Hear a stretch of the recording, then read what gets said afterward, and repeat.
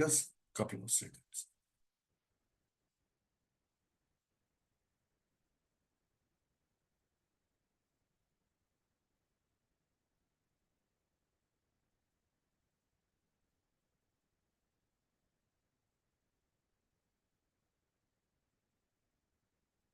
नमस्कार दर्शक मित्रों, थिंकलाइन के आज के नए संस्करण में आपका स्वागत है.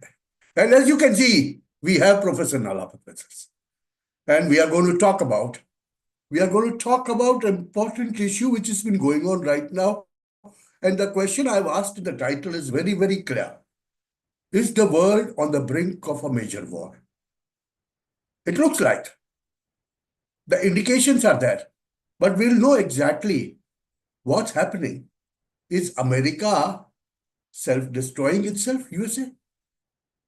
Is it trying to set up fires all across the world so much that in a couple of months' time, when the regime changes there in USA, people are left for firefighting? And who can better tell us than Professor Nalapat about the internal states of USA and their politics, and why is China so silent? Sir, आपका बहुत बहुत स्वागत है. Very warm welcome to our channel. My basic question, sir, what's happening right now? These are scary times, because at times, the silence is also deafening, if I put it very, very lightly. जी, आप तो मंजूर है तो मैं अंग्रेजी में करूँगा, क्योंकि बात तो ये है कि हिंदी एक बहुत सुंदर भाषा है, बट बात तो ये है कि एक अंतर्राष्ट्रीय ऑडियंस के लिए हिंदी तो थोड़ा उतना ज़्यादा नहीं जानते उन लोग जैसा वो अंग्रेजी जानते. इसलिए with your permission I will speak in English. Yes, sir. If you don't mind. Yes, sir. Although I would personally prefer to speak in Hindi. Acha. Now, as far as your question is concerned, Himanshu, is the world on the brink of a war? We cannot say. Of a major war. Frankly, we cannot say. Because the blocks are very clear now. And you were saying about China being silent. That is how China operates. Silently. It never shows its hand. Look what's happening in Bangladesh. Yes. The parties that are now, sprouted up and which are now basically controlling Bangladesh through Muhammad Yunus, who's a figurehead, basically these parties have been nourished by China for a long time. Very, very long time. They have very deep-rooted links with China. And if you examine, you will find that even their travel schedules, that there will be evidence of that. And of course, as far as the Chinese are concerned, of course, outwardly they will show a lot of support and affection, whatever. But the point is that they are working very hard to try and ensure that India is ring-fenced by hostile neighbors. And now they believe they have a regime in Bangladesh that is absolutely India-phobic. So that is, and this regime change has been brought about 95% by them, 5% by US. 99% of the blame has gone to the US. Because first of all, Americans have a habit of taking credit for anything. And sometimes they take credit for wrong things also. Without even knowing is the wrong thing. And then, therefore, the discredit comes on them. That's what's happened in Bangladesh. Frankly, the Chinese have been active for a long time. The Americans were not happy with Sheikh Hasina. I think mainly because they wanted some port facilities and she did not give it to them. And the Americans are, preparing, if necessary, for a major war in Asia, just as they have been in a proxy war with Russia since 2022. So from that point of view and various other points of view, they don't like Sheikh Hasina. And I don't think she likes them. So they're very public about it. The Chinese have not been public about it, but they don't like Sheikh Hasina for one single reason. She likes India. She's always liked India. And the Chinese, if you're talking about the Chinese, I'm talking about the Chinese leadership. I'm not talking about Chinese people. I'm not even talking about Chinese Communist Party, 100 million strong. I'm talking about a tiny group of people, the leadership of the Communist Party, which is all that matters, frankly, where policy is concerned. They have been working for this Bangladesh coup to happen for a long time. And of course, Sheikh Hasina gave them that opportunity because for about 5 or 6 years, she was very lenient towards the extremists, thinking that she can win them over. Instead, they strengthened themselves, bided their time, and when the time was right, they struck.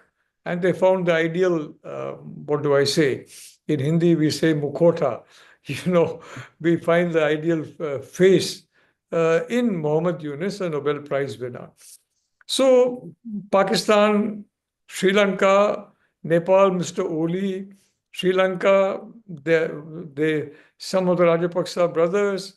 So they thought they had ring-fenced India. And even internally, they try and establish deep networks in India. There's no question about that.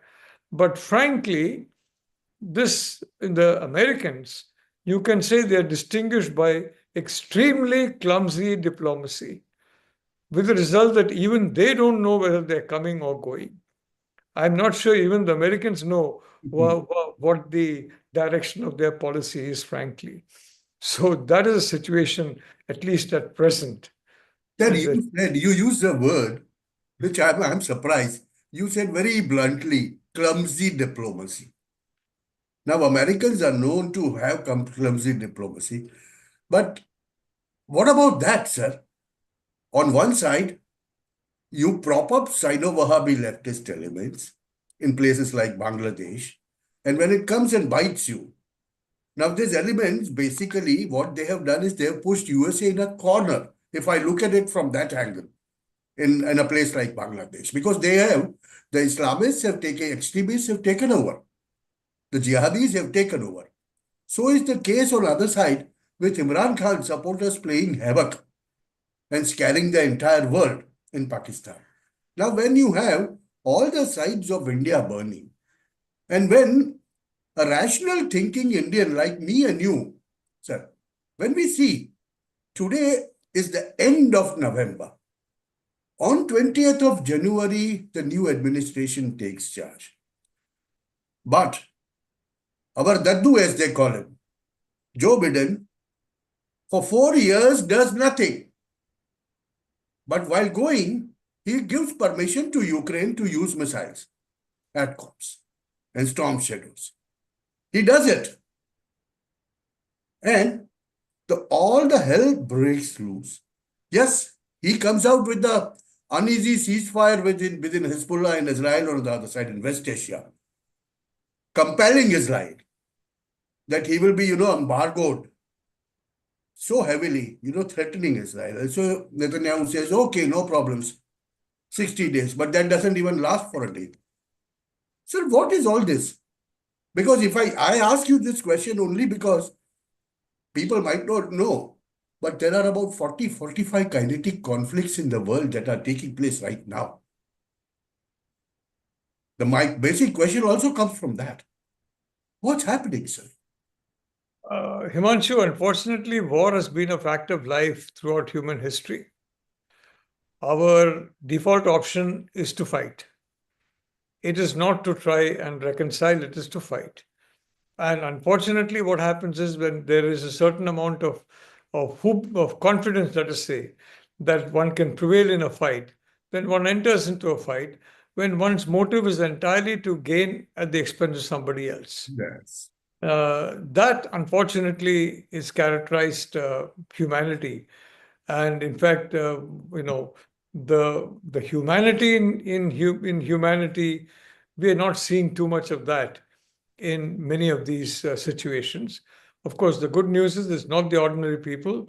It's again the leadership that is behind this kind of situation in different parts of the world, including, in the parts that we are discussing, Bangladesh, China, etc. But in Bangladesh, of course, unfortunately, this culture has spread very deeply. There's no question about it.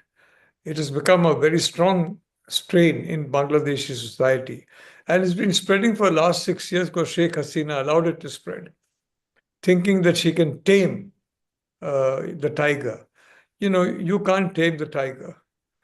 Either you ensure the tiger is rendered harmless by you, or the tiger will render you harmless in course of time. So I just want to say, Himanshu, as far as the Americans are concerned, there are multiple lobbies operating there. And American policy is like, frankly, an auction. I'm not saying it's only money, but different interests are involved, competing interests are involved. And finally, some policy group wins the auction, and then that policy gets implemented until a fresh group gets enough ammunition for a fresh auction, and then some other policy gets implemented. It's a bit of it looks like chaos, but then democracies always look a little bit chaotic. The United States has been in good stead for a long time because of its strong economic fundamentals, because the dollar being the global currency and things like that. But that is under challenge. And frankly, they have launched something like the Ukraine war, still caught up in the past when Russia was the enemy, when in fact the challenge is coming from Asia. And the Biden has been for more than 30 years a senator. And his memories are that of his senatorial days, not of even his vice presidential days or his presidential 3.5 years now. A little more than that, almost 4 years. So, unfortunately, he's a man of the past, running a country which is in the present and is trying to get the future as well. So that is the tragedy that has happened in America. As far as Trump is concerned, Trump is Trump. He is what he is. It's very difficult to describe him because he keeps showing different variations of his personality. But he is what he is. There is no hiding. There is no camouflage. There is no PR in that. Quite the contrary, as a matter of fact. So that's a different situation altogether. But Biden, frankly, has lost interest in, especially after he was not allowed to compete by his own party because they knew he was going to be defeated. And frankly, Kamala Harris should have challenged him and basically separated herself from him. She committed political harakiri by basically clinging on to him and to some of the unpopular decisions he took, such as in Ukraine, sending a lot of money to Ukraine when American people are saying, what about us?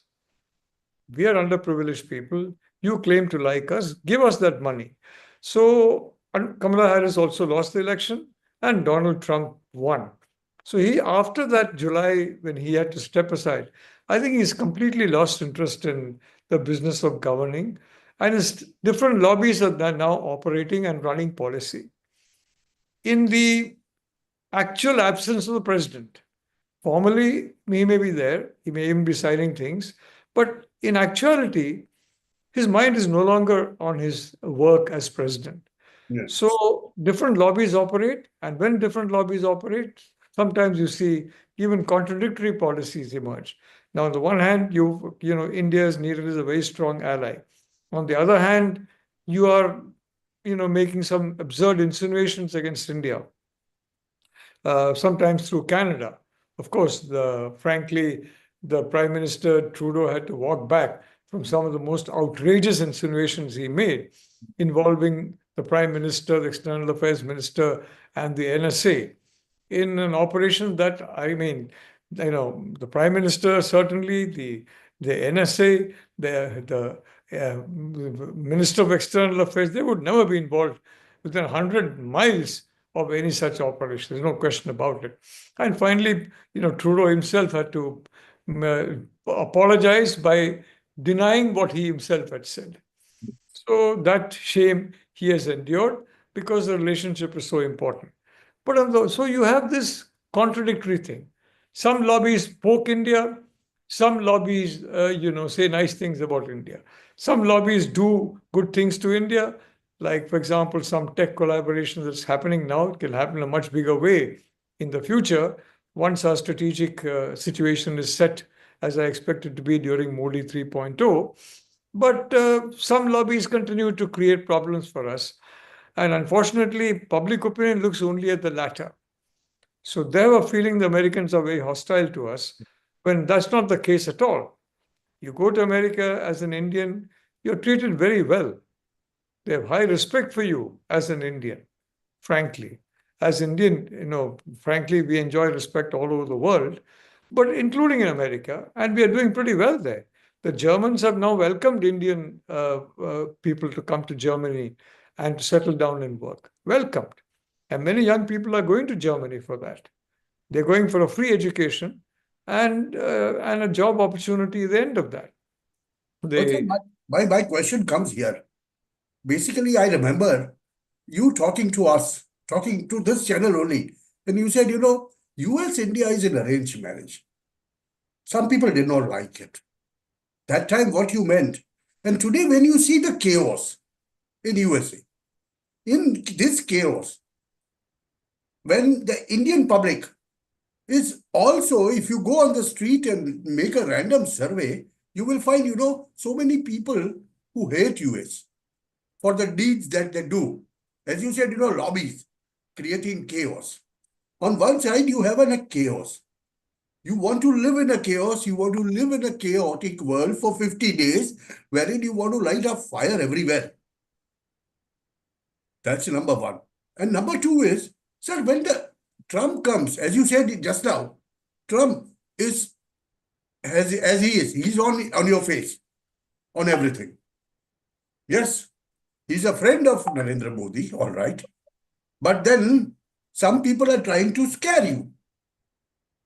They say, tariff wars will come and this will come and that will come, which is not going to happen. It's a propaganda, leftist cabal's propaganda that we can understand.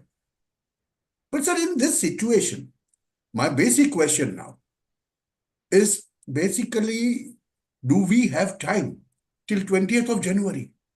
Will the world survive? Because I'll give you an example. The cabal led by, jihadis catch ISKCON guru in Bangladesh. And on the other side, you have a pick in US, Tulsi Gabbard, who is an ISKCONite. Now, are they giving an invitation for a larger confrontation of the religious sects? I'm being very, very candid and clear. Nobody might be asking this question, but I'm asking this today. Because there seems to be a very clear-cut demarcation. The jihadis are not going to let up. No, Himanshu, jihadis are not letting up on Tulsi Gabbard at all.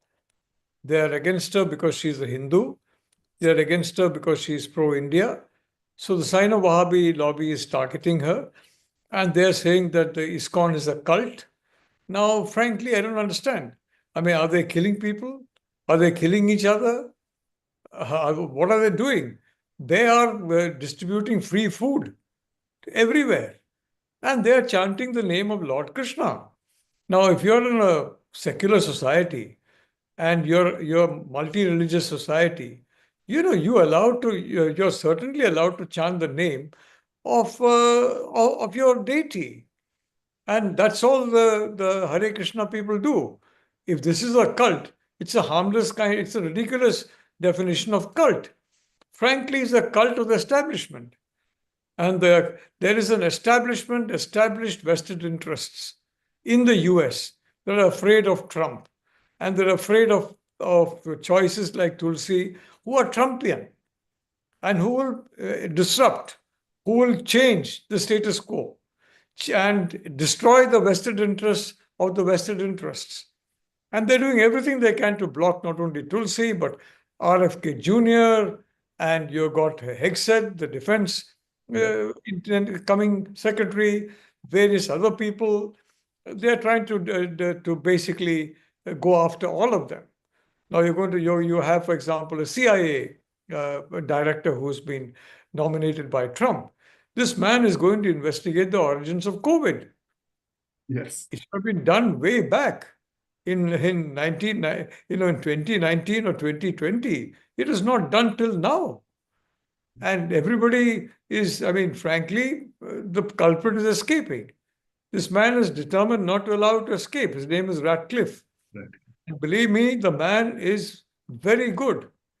He's absolutely straightforward, and he's completely committed to fighting authoritarianism. Now, the point, Himanshu, is very, very clear. And I've been saying this for quite some time. You saw that book of mine, Cold War 2.0, which is still selling, including in the US and Europe and everywhere. This is not a place, this is not a time when you can sit on the fence. If you sit on the fence, you're likely to fall off somewhere. I've said this many years ago.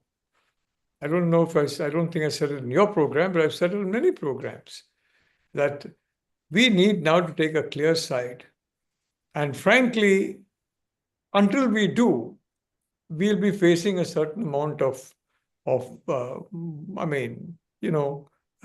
headwind, of blowback. So I think the time has come for a very clear affirmation of our strategic direction. Prime Minister Modi has made it clear in a number of ways as to the direction he favors, which is along with the democracies. He has signed all the foundation agreements of the United States, defense agreements, by the way. He has gotten to the Quad. But as yet, the Quad is not a security organization. Yes. Now, without security, where do you have vaccines? Where do you have industry? Where do you have development? Where do you have anything? What is the development now, taking place in Ukraine, which does not have the defenses to finish, to take care of the Russian attack? So security is the foundation of an alliance. And it is high time the Quad is converted into a security alliance. Once that time happens, Himanshu, you will see a flood of industries coming to India, a flood of technology coming to India. Already technology started coming because we have signed certain amount of protocols and they have signed protocols. And frankly, they trust Indians. If you have Chinese researchers, they steal and they send to China. In fact, in India, that does not happen. Indian researchers do not steal. When they're in the United States, they work in the United States. They don't steal it and then try and smuggle it into India. We may feel the Chinese are more patriotic, but it's not patriotism. It is, first of all, betraying the country, many of whom you have a passport of. Many, Americans who have been accused of spying for China are American citizens. Indian citizens are not like that. They're decent, so they're trusted. So the point is, Himanshu, this is not a world where you can sit on the fence. This is not a world where you can choose your options when certain options are closed. Where is the China option? It's shut. They have already taken away so much of territory in the early part of our national life. Of course, under Prime Minister Modi, we have taken a firm stand on Galwan, and we have taken a firm stand on Doklam. But previously, so much of land was conceded. And they are continuing to create problems, continuing to issue threats and other things. So that door is not there. It's like Russia. In the old days, when the Americans were fighting Russia, China was on America's side. China got a tremendous amount of benefit from it. Chinese were completely on the side of America against the Soviet Union. Today, I can tell you a time has come where the same benefit can be derived from India to India if we are completely on one particular side in this new Cold War 2.0, which is taking place. But I'm not saying we should cut commercial ties or this or that, but I'm only saying we need to show our faith. Prime Minister already shown his faith in practice. Now it's got to be shown in a more formal way by converting the Quad into a treaty alliance. So I think, Himanshu, that is a foundational issue. And that's where I had said it's a arranged marriage. None of us like this marriage, neither side. But we have to make it work.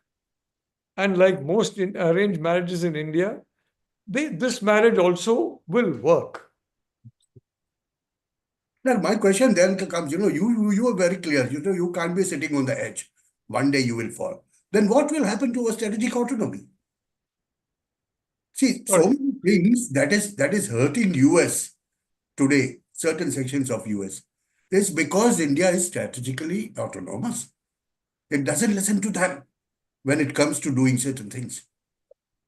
And Himanshu, that's Himanshu, I have been in favor of India getting off the fence.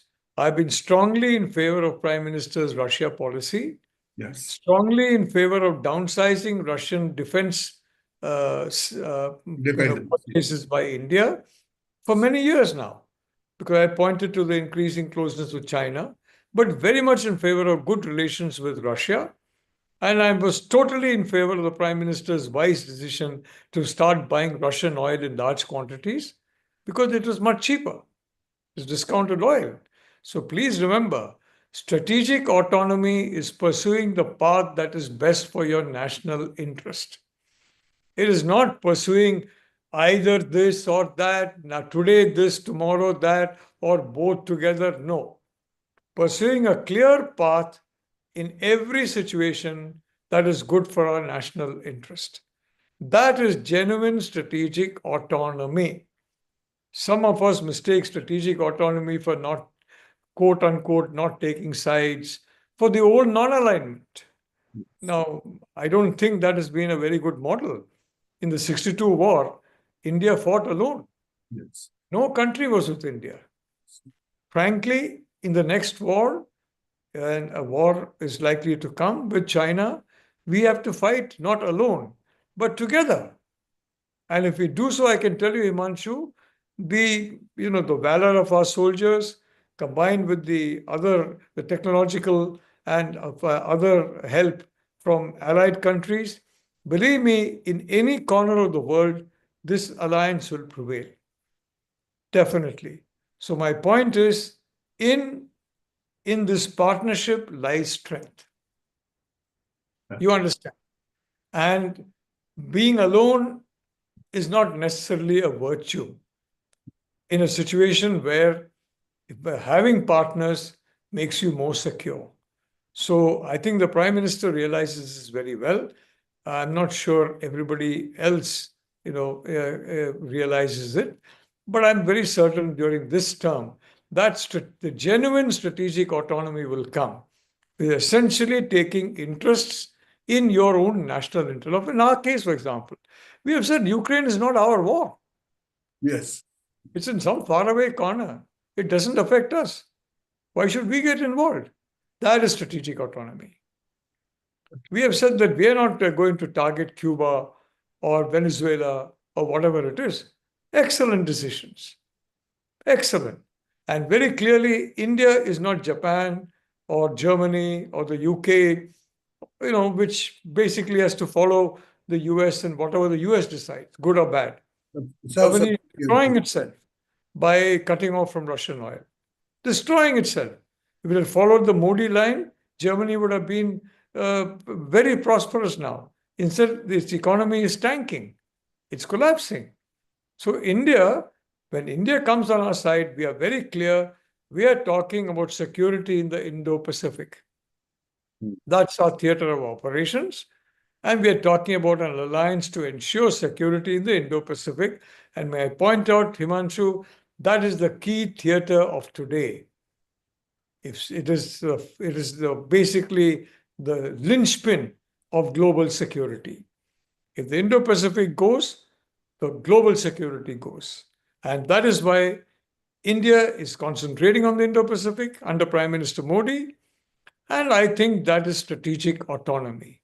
So I define strategic autonomy in a very different way from some other people defining it. Well, Darshak Mitra, you listen to all this.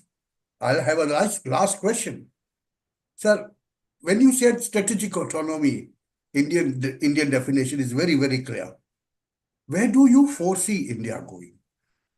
First, in a short-term measures, that is, when this period of chaos is in US, it will take few months to settle down after 20th of January too. But before that, if you see the world already alight, what do you do? And what's your response? Look, I believe that we are already aligned, but we're not, it's not formalized as yet. So people can say, oh, we are not aligned, and people abroad use that to say, dekho, these guys are not reliable. I believe that is already happened. There's no question about it. And I believe that a lot of decoupling is taking place from China. It's a fact of life.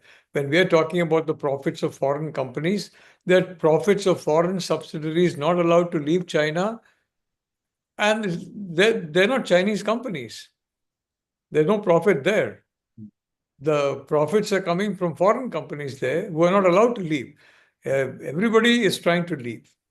The ideal home is India under Prime Minister Modi. And they will come when they are certain of our strategic autonomy and our strategic direction. And remember, direction is important. The Prime Minister Modi has always had a direction in life. And that's why he's gone so far and taken the people of India so far. So I would like to say, Himanshu, that I am very hopeful of the future. I am very hopeful the right strategic decisions have taken Modi 3.0, which, by the way, every effort was made to derail it in 2024 election. And in fact, Rahul Gandhi said publicly they might at most get 220 seats, which was the figure they thought will ensure that Prime Minister Modi doesn't come for a third term. Fortunately, the BJP survived a terrible onslaught and got 240. And luckily, the PM is back for a third term. And in my view, well positioned for a fourth term. So I just want to say, Himanshu, that I'm very optimistic the right strategic decisions will be made. And as a consequence, our country will get the double-digit growth for a generation that China got by taking the right strategic decisions for itself in the first Cold War. A similar opportunity we got in the second Cold War, and we need to take that opportunity. People say, oh, opportunism, opportunism. What's wrong with taking opportunities? If it benefits your people, if it benefits your world, I don't see any problem in that. There's nothing wrong in taking an opportunity. Are you going to have a hero, somebody who misses every opportunity? Somebody who takes advantage of opportunity and who does good to the world. The way, for example, our Prime Minister is trying to do. That is not opportunism. That is idealism, if you ask me. And therefore, Himanshu, I am sure our idealistic Prime Minister, who's very strategically inclined, the right strategic decisions will be made. And when Trump comes, I think they will be made. And as a consequence, you're going to see a lot of industries coming to India, and you're going to see a lot of technology transfers taking place to and fro. Our brains will be working, their brains will be working, we will together work on AI and cyber and so many other fields. Already in India, we have got very good experts in AI, very good experts in cyber. But the establishment, the vested interests have so far prevented them from doing well. They are slowly coming out in the open now under Modi 2.0, under Modi 3.0. And that will happen in a more prominent way. So, Himanshu, I am very confident of the future of our country. And very importantly, I want to end by saying, this is Bharat. If you're German, you use the word Deutschlander. Wir sind Deutschlander. We are Deutschlanders. Japanese say that we are Nippongo. But outside the world says Japan, Germany, who cares? India is fine. Outsider, somebody says that, I don't mind it. Internally, we have to think of ourselves as Bharatiya. There's a pride in Bharatiya. There's a knowledge of our ancient culture in the word Bharatiya. I think of myself as a Bharatiya. When somebody abroad says, you're an Indian, what is worrying about me is that so many Indians think that we are Indian inside. So many Bharatiyas believe हम Indian है अंदर भारत का अंदर पर बात तो ये है हम भारतीय है और बहुत ज्यादा फर्क है इंडिया का कॉन्सेप्ट और भारत का कॉन्सेप्ट एक तो फ्रीडम का कॉन्सेप्ट है एक तो स्लेवरी का कॉन्सेप्ट है एक तो एम्पावरमेंट का कॉन्सेप्ट है, एक तो इम्प्रिजनमेंट का कॉन्सेप्ट है। तो मुझे कोई I am not worried, let people call us India, no problem, but we have to call ourselves Bharatiya, and that spirit is now coming strong. Modi 2.0, Modi 3.0, and with the grace of God, Modi 4.0. Believe me, by the end of Modi 3.0, 90% of our population will start thinking we are Bharatiya. Whereas when Modi came to power, I would say the proportion is about 40%. दर्शक मित्रों, you listen, आपने सुना, बहुत सीधी सी बात है जो मैं बहुत पहले से कह रहा था, आ रहा हूं. Opportunities are coming, opportunities are on the way. Then what are these opportunities? It is for Indians and Hindustanis to become Bharatiya. In true sense, when new Indians and Hindustanis become Bharatiya, that is the time Bharat becomes a developed nation. Don't forget that the opportunities have already started coming. And it will keep on coming in Modi 3.0. Then that's what Professor Sasa said. Before we end, as usual, please like, share and subscribe हमारे video को दूर दूर तक पहुंचाइए, so that people exactly know what Bhartiyas think. Let me put it that way. हम भारतीय क्या सोचते हैं वो भी विश्व को जानना जरूरी है, क्योंकि जब तक वो हमारा दिमाग नहीं जानेंगे, उनको समझ में नहीं आएगा भारत में कितनी बड़ी अपॉर्चुनिटीज है. तो मित्रों, सर को नमस्ते एक बार और उनका आभार प्रदर्शित करते हुए, sir, thank you very much for joining us. I hope. Himanshu, मेरा भारत महान, हम सबका भारत महान. मित्रों, कर आपने प्रणाम आकाश के लिए. नमस्कार जी.